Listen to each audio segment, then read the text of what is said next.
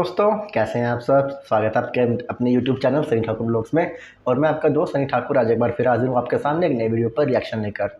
तो दोस्तों, आज हम जिस वीडियो पर रिएक्शन करने वाले हैं, वीडियो का नाम है कर्नाटका भारत का सबसे रोमांचक राज्य, इंटरेस्टिंग फैक्ट्स अबाउट कर्नाटका इन हिंदी, और टूरोपेडिया हिंदी यूट्यूब चैनल का ये वीडियो है। तो दोस्तों, इसमें आज हम कर्नाटका स्टेट जो इंडिया के साउथ में पड़ता है, मतलब साउथ इंडियन स्टेट है कर्नाटका, उसके बारे में बात करने वाले हैं। कर्नाटका के बारे में तो आप सबको पता ही होगा, ये इंडिया का आईटी हब है। इंडिया के सभी जो भी आईटी कंपनीज है बड़ी बड़ी, और जो भी स्टार्टअप्स हैं वो यहाँ बेंगलोर में ही है, कर्नाटका में। और लेकिन अभी जो हैदराबाद है, हैदराबाद भी एक बड़ा आईटी हब बनने की ओर है। पर आज हम बात करेंगे कर्नाटका की, और कर्नाटका की ट्रेडिशंस की, कर्नाटका का जो कल्चर है, यहाँ के जो लोकगीत है, और यहाँ की आईटी, यहाँ की जो इकोनॉमी है, उसके बारे में बात करेंगे। दोस्तों, मुझे और रश्मि को 1 साल हो गया है कर्नाटका में शिफ्ट हुए हुए बेंगलोर में। तो अभी तक का जो हमारा पर्सनल एक्सपीरियंस है वो ये है कि यहाँ के जो लोग हैं, मतलब जो लोकल लोग हैं, एक तो वो मतलब हेल्पफुल बहुत है। क्योंकि जब हम आए थे तो हमें कन्नड़ा नहीं आती तो अभी भी नहीं है, सीख रहे हैं। बट यहाँ पे जो लोग हैं वो काफ़ी मदद करते हैं। बट कुछ लोग ऐसे कहते हैं कि कन्नड़ा सीखो, वो मतलब उनका जो लोकल लैंग्वेज है, ट्रेडिशन, उसको बढ़ावा देते हैं। बढ़ावा देना भी चाहिए दोस्तों, यही तो डाइवर्सिटी है इंडिया की। इंडिया में इतनी डाइवर्स मतलब ट्रेडिशंस हैं, अलग अलग कल्चर्स हैं, अलग अलग भाषाएं हैं। तो बट ओवरऑल यहाँ पे एक तो सफाई बहुत है, और सेफ्टी है नंबर 1, नंबर 2 सफाई, और तीसरा जो यहाँ के लोग हैं बहुत ही हेल्पफुल हैं, बहुत ही मिलनसार हैं। तो चलिए दोस्तों, वीडियो शुरू करते हैं और फिर वीडियो के लास्ट में बात करेंगे। गाइस, वीडियो शुरू करने से पहले एक छोटी सी रिक्वेस्ट है कि अगर अभी तक आपने मेरा YouTube channel Sunny Thakur blog subscribe नहीं किया है तो प्लीज़ जाकर चैनल को सब्सक्राइब कर लीजिएगा, बेल आइकन जरूर दबा दीजिएगा, वीडियो को लाइक कीजिएगा, शेयर कीजिएगा अपने फ्रेंड्स और फैमिली के साथ, और मुझे कमेंट्स में बताइएगा आपको वीडियो कैसी लगी, और मैं आगे किन वीडियोज़ पर रिएक्शन लेकर आऊँ तो मैं उन वीडियो पर रिएक्शन जरूर बनाऊँगा। तो चलिए दोस्तों, वीडियो शुरू करते हैं और फिर वीडियो के बाद में लास्ट में बात करेंगे। स्टार्ट। हेलो दोस्तों, कैसे हैं आप सब। एक बार फिर से आप सबका स्वागत है आपके अपने चैनल टूरोपेडिया हिंदी पर। आज हम आपको भारत के एक बेहद ही खूबसूरत राज्य की सैर पर ले जाने वाले हैं, जो अपनी प्राकृतिक सुंदरता, धार्मिक स्थलों, शानदार समुद्री तटों, हरी भरी वादियों, प्राचीन इतिहास, समृद्ध धरोहर और मॉडर्न साइंस एंड टेक्नोलॉजी के लिए प्रसिद्ध है। एक ऐसा राज्य जो देश का सबसे ज्यादा कॉफी का उत्पादन करने वाला राज्य है। इस राज्य का इतिहास हजारों साल पुराना है। महान विजयनगर साम्राज्य की शुरुआत भी इसी राज्य से हुई थी। रानी लक्ष्मीबाई से 30 साल पहले एक और रानी थी जिन्होंने अंग्रेजों के खिलाफ तलवार उठाई थी, और वो रानी इसी राज्य के कितूर से ताल्लुक रखती थी। यहाँ पर एक 3000 मिलियन साल पहले के पत्थर मौजूद हैं। इतना ही नहीं, चाणक्य द्वारा लिखे गए अर्थशास्त्र की ओरिजिनल कॉपी भी इसी राज्य के एक म्यूजियम में रखी हुई है। सबसे पहला प्राइवेट रेडियो स्टेशन की बात हो या फिर आज के समय में भारत के सबसे बड़े IT हब की, ये राज्य हर क्षेत्र में सबसे आगे रहता है। दोस्तों, आज हम बात कर रहे हैं भारत के दक्षिणी छोर पर प्रकृति की गोद में बसे एक बेहद ही खूबसूरत राज्य कर्नाटक के बारे में। तो देर किस बात की, अपना सीट बेल्ट बांध लीजिए अच्छे से और निकलते हैं कर्नाटक की एक शानदार सफर पर। सबसे पहले बता दें कि कर्नाटक की राजधानी शहर है बेंगलोर। बेंगलोर कर्नाटक की राजधानी होने के साथ साथ भारत का सबसे बड़ा IT हब भी है, और इसे सिलिकॉन वैली ऑफ इंडिया भी कहा जाता है। फोर्ब्स की एक रिपोर्ट के अनुसार साल 2050 तक बेंगलोर दुनिया के टॉप 100 शहरों में शामिल हो जाएगा। सॉफ्टवेयर और टेक्नोलॉजी के मामले में आज बेंगलोर दुनिया के टॉप शहरों को टक्कर दे रहा है। देश की 2 सबसे बड़ी IT कंपनी विप्रो और इन्फोसिस के हेडक्वार्टर्स भी बेंगलोर में ही स्थित है। साथ ही भारत की स्पेस एजेंसी इसरो का हेडक्वार्टर भी यहीं स्थित है। कर्नाटक की गिनती हमेशा से ही भारत के सबसे प्रमुख राज्यों में की जाती रही है। कर्नाटक भारत का 6वां सबसे बड़ा राज्य है और आबादी के लिहाज से ये 8वें स्थान पर आता है। आज राज्य की जनसंख्या 6.6 करोड़ के आसपास है, और इस राज्य में 84% हिंदू, 12% मुसलमान सहित ईसाई, सिख, जैन और बौद्ध धर्म के लोग भी रहते हैं। कर्नाटक को पहले मैसूर राज्य के नाम से जाना जाता था। आजादी के बाद 1 नवंबर 1956 को मैसूर राज्य की स्थापना की गई थी, और सन 1973 में इसका नाम बदलकर कर्नाटक रखा गया। कर्नाटक का नाम कन्नड़ शब्द कारू और नाडू से लिया गया है, जिसका मतलब होता है काली मिट्टी, यानी कि लैंड ऑफ ब्लैक सॉइल। ये राज्य घूमने के लिहाज से भी एक परफेक्ट जगह है। केवल कर्नाटक में ही 40 से भी ज्यादा वाटरफॉल्स मौजूद हैं। आज कर्नाटक की अर्थव्यवस्था में एग्रीकल्चर का योगदान सिर्फ 12% रह गया है। इंडस्ट्रियल सेक्टर का GDP में 22% प्रतिशत का योगदान है, वहीं सबसे ज्यादा 66% का योगदान सर्विस सेक्टर का है। कर्नाटक राज्य भारत की अर्थव्यवस्था को मजबूती प्रदान करने में काफी आगे है। इस साल राज्य की जीडीपी 243 बिलियन डॉलर्स रहने की बात कही जा रही है और पर कैपिटा इनकम के मामले में भी कर्नाटक राज्य भारत के अन्य राज्यों की तुलना में काफी आगे नजर आता है। इस राज्य के लोगों की सालाना प्रति व्यक्ति आय $3100 के आसपास है, जो भारत की औसतन पर कैपिटा इनकम से काफी ज्यादा है। पढ़ाई लिखाई के मामले में भी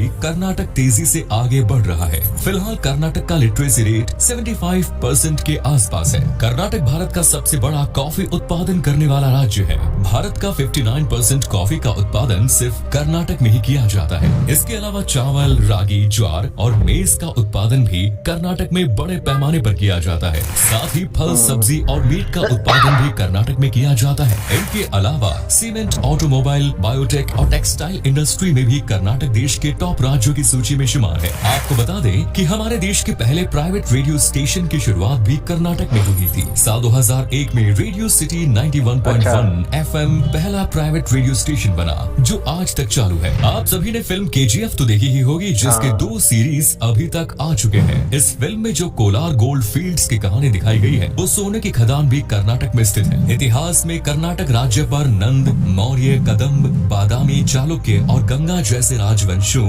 द्वारा शासन किया गया है। कर्नाटक राज्य की जब भी बात आती है तो हैदर अली और टीपू सुल्तान का जरूर याद किया जाता है। इन्होंने 4 एंग्लो मैसूर युद्ध किए, लेकिन अंतिम युद्ध में टीपू सुल्तान मारे गए थे। कहा जाता है कि टीपू सुल्तान और हैदर अली ने पहली बार सन 1780 में तोप का निर्माण किया था। अंग्रेजों के विरुद्ध क्रांति की शुरुआत में वैसे तो सन 1857 के विद्रोह से मानी जाती है, हैदर अली और लेकिन टीपू सुल्तान के बारे में आपने भी हिस्ट्री में पढ़ाई होगा स्कूल में। जो टीपू सुल्तान थे वो हैदर अली के पुत्र थे और इन्होंने, ऐसा कहा जाता है कि भारत में पहली तोप इन्होंने ही बनाई थी और अंग्रेज़ों के खिलाफ इन्होंने 4 युद्ध किए थे, पर लास्ट युद्ध में ये मारे गए थे। बट अभी क्या है कि कर्नाटका में अभी जैसे इलेक्शन आने वाले हैं, तो अभी कुछ दिन पहले एक जो पॉलिटिकल पार्टीज़ हैं बड़ी देश की, तो उनके बीच में ये एक फ़ाइट हो गया था कि एक पार्टी कह रही थी कि जो टीपू सुल्तान है उनको अंग्रेज़ों ने मारा था, दूसरी कह रही थी कि नहीं, उनको कोई इंडिया के ही, मतलब यहीं के कोई संप्रदाय या फिर यहीं के लोग थे, उन्होंने मारा था। तो इसमें भी कंट्रोवर्सी हो गई थी। और कुछ दिन पहले हिजाब कंट्रोवर्सी भी जो इंडिया में हुई थी, वो कर्नाटका से शुरू हुई थी। यहाँ पे जो मुस्लिम कम्युनिटी की लड़कियाँ थी वो हिजाब पहन के आ रही थी, मतलब स्कूल में। तो लेकिन जो स्कूल में प्रिंसिपल थे, उन्होंने कहा कि स्कूल में आपको जो प्रैक्टिस है आपकी रिलीजियस प्रैक्टिस, वो घर पे ही करनी होगी। तो उसके विरोध में जो कुछ लड़के थे, वो हिंदू लड़के, वो भगवा रंग का कपड़े पहनकर, चोला पहनकर आने लगे, मतलब शॉल टाइप लेकर आ रहे थे। तो फिर उससे ये जो हिजाब कंट्रोवर्सी ये पूरे देश में फैल गई थी एकदम से। तो इस पे शायद अभी सुप्रीम कोर्ट में चल रहा है केस, तो देखते हैं सुप्रीम कोर्ट का क्या जजमेंट आता है इसमें। बाकी कर्नाटका के बारे में दोस्तों, एक अभी जैसे हम बेंगलोर में रह रहे हैं, तो यहाँ पे जो मेट्रो स्टेशन है, जो मेट्रो रेल है, बहुत ही मतलब ट्रांसपोर्ट का बहुत ही अच्छा ज़रिया है, इकोनॉमिक है, और आप मतलब राज्य बेंगलोर के एक कोने से दूसरे कोने से बड़े ही आसानी से और बहुत ही कम पैसे में पहुँच जाते हो। और दूसरा यहाँ का जो ट्रांसपोर्ट सिस्टम है, मतलब यहाँ की जो लोकल बसें हैं BMTC की, उनकी भी बहुत फास्ट सर्विस है और बहुत, मतलब आपको ज़्यादा से ज़्यादा 2 या 3 मिनट में आपको बस मिल जाएगी कहीं भी जाने के लिए। तो ट्रांसपोर्ट में बेंगलोर बहुत आगे है।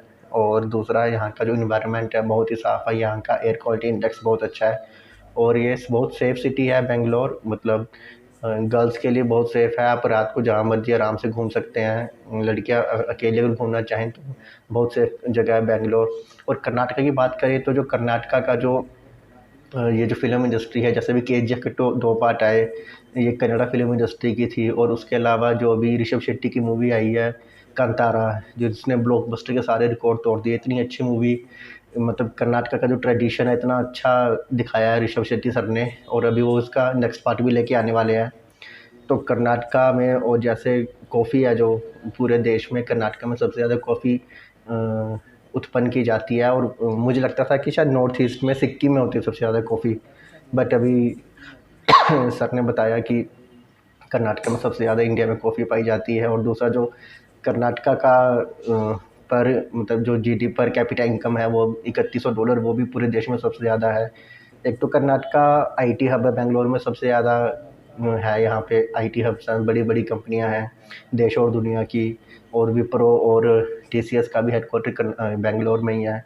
तो एक तरह से ये देश राज्य को, तो राज्य की GDP तो मजबूत कर ही रहे हैं, साथ में रोज़गार मिल रहा है लोगों को, और लोकल लोगों को, पूरे देश से लोगों को रोज़गार मिल रहा है, और ये देश की प्रगति में भी बहुत सहायक सिद्ध हो रहा है।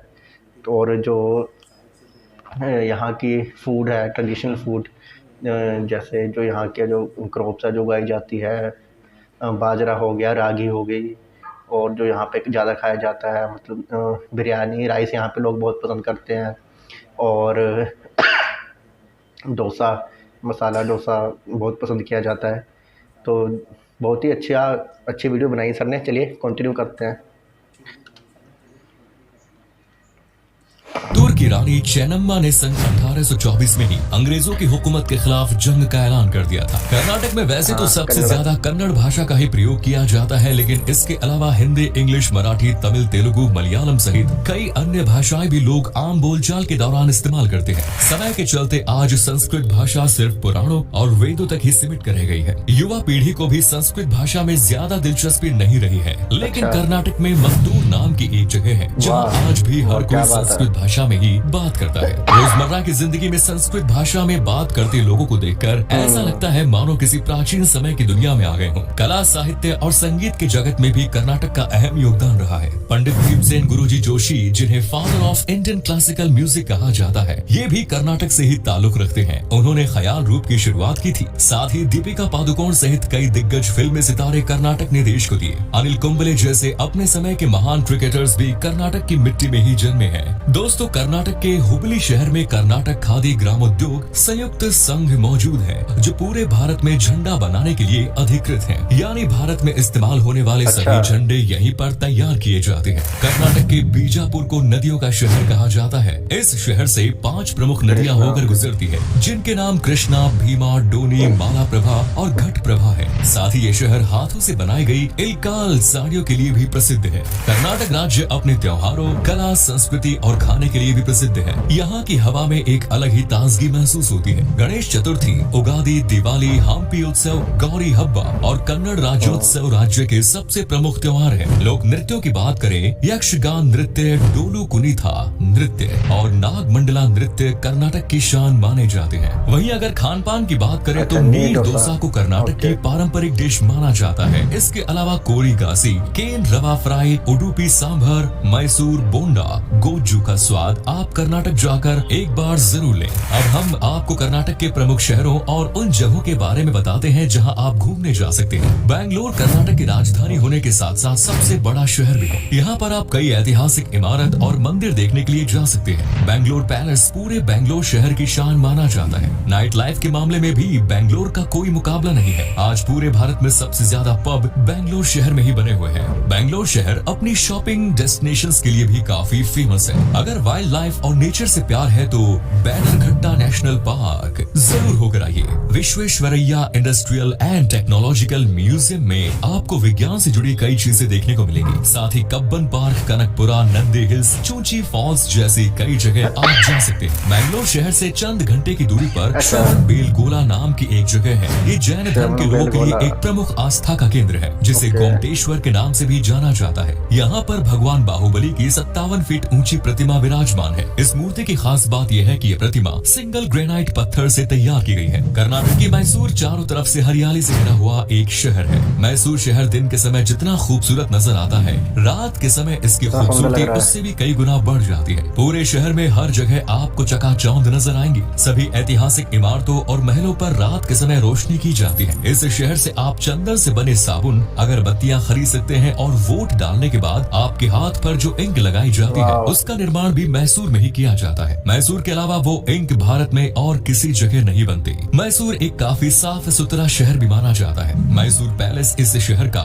सबसे पसंदीदा टूरिस्ट डेस्टिनेशन है और ये भारत में ताजमहल के बाद सबसे ज्यादा घूमे जाने वाली जगह भी है। इसे अम्बा विलास पैलेस के नाम से जाना जाता है। ये पैलेस वाडिया राजवंश का राजघराना हुआ करता था। ललिता महल मैसूर का दूसरा सबसे बड़ा महल है और इसका आर्किटेक्चर भी काफी प्रशंसनीय है। Saint Philomena cathedral church Bharat का दूसरा सबसे ऊंचा चर्च है जो मैसूर में ही स्थित है। इनके अलावा भी कर्नाटक राज्य के मैंगलोर शहर अपने खूबसूरत समुद्री तटों के लिए विख्यात है। ये भारत के उन चुनिंदा शहरों में से एक है जो हवाई, रेल और सड़क समुद्री मार्ग से जुड़ा हुआ है। इसके अलावा कर्नाटक के हम्पी, पट्टाडकल और वेस्टर्न घाट जैसी जगह यूनेस्को की वर्ल्ड हेरिटेज साइट की सूची में भी शामिल है। विश्व ऐतिहासिक धरोहर की सूची में जगह बनाने वाला हम्पी शहर आप जरूर जाएं। ये जगह महान विजयनगर किंगडम का हिस्सा हुआ करती थी और इस शहर का इतिहास रामायण काल जितना पुराना हमें माना। तो अभी मतलब 1 साल ही हुआ है बेंगलोर में आए को, कर्नाटक आए, और अभी तो हम ज़्यादा घूमे भी नहीं है।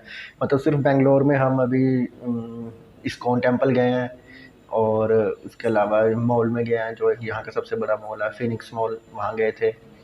और उसके अलावा अभी जो IKEA स्टोर खुला है यहाँ पे नागासांद्रा मेट्रो स्टेशन के पास, वहाँ पे भी 2-3 बार जाके आए हैं हम। और जो सर बता रहे हैं कि जो हम्पी में जो कर्नाटका का ये दावा है कि जो हनुमान जी की जन्मस्थली है वो अंजनाद्री पर्वत हम्पी में है, और उन्होंने इस बारे में कई सबूत भी दिए हैं। बट जो ये मामला भी शायद कोर्ट में है क्योंकि इंडिया की और स्टेट्स ने भी इस मामले में सबूत दिए हैं कि जो हनुमान जी की जन्मस्थली थी वो उनके स्टेट में है। बाकी जो ये मैंगलोर शहर है, मैसूर पैलेस है, ये भी बहुत पॉपुलर है। और नंदी हिल्स भी, जो नंदी हिल्स का जो सुबह का नज़ारा देखने वाला है, बहुत ही हम भी प्लान कर रहे हैं नंदी हिल्स जाने का। वहाँ पे जो सुबह का जब सनसेट होता है बहुत देखने वाला है, बहुत अच्छी जगह है नंदी हिल्स भी। तो आप कमेंट से बताइएगा आप बेंगलोर से हैं और नहीं हैं, लेकिन अगर आप घूमे हैं तो भी कहाँ जगह जाके आए हैं, आपको कौन कौन सी जगह कर्नाटका में, बेंगलोर में अच्छी लगी।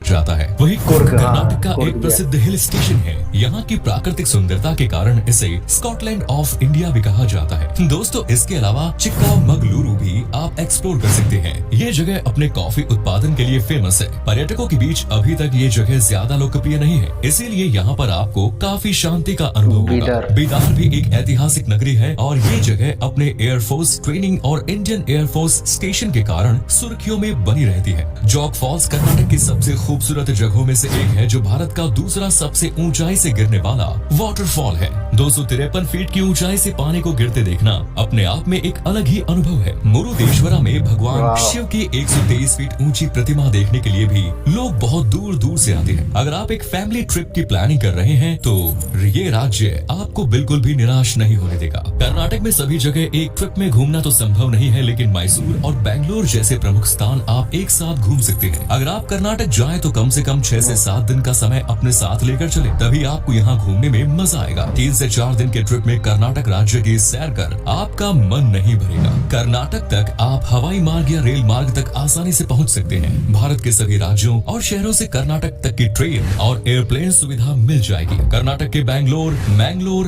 हम्पी, हुबली, बेलगाम, बीजापुर और मैसूर में हवाई अड्डे बने हुए हैं। इसके अलावा आप अपनी खुद की कार से भी कर्नाटक जा सकते हैं। हालांकि अगर आप उत्तर भारत से हैं तो खुद ड्राइव करने में आपको काफी थकावट महसूस होगी। इससे बेहतर यही होगा कि आप पब्लिक ट्रांसपोर्ट से कर्नाटक तक पहुंचे और यहाँ पर टैक्सी रेंट पर लेकर राज्य की सुंदरता का दर्शन करें। तो ये थी देश की सबसे खूबसूरत राज्य कर्नाटक। कैसा लगा बताइए कमेंट्स में। आप में से अगर कोई कर्नाटक से हमारा ये वीडियो देख रहा है तो हमें जरूर बताइए। क्या कभी आपने विजिट की है कर्नाटक, और अगर की है तो आपका एक्सपीरियंस कैसा रहा ये भी हमारे साथ शेयर जरूर करें। उम्मीद करता हूँ कि आपको हमारा ये एपिसोड पसंद आया होगा। वीडियो को लाइक कीजिए और अपने दोस्तों और रिश्तेदारों के साथ शेयर करना ना भूलें। हमारे चैनल को भी सब्सक्राइब जरूर कर दीजिए। वीडियो को अंत तक देखने के लिए सभी का शुक्रिया। वीडियो यहाँ हुई खत्म।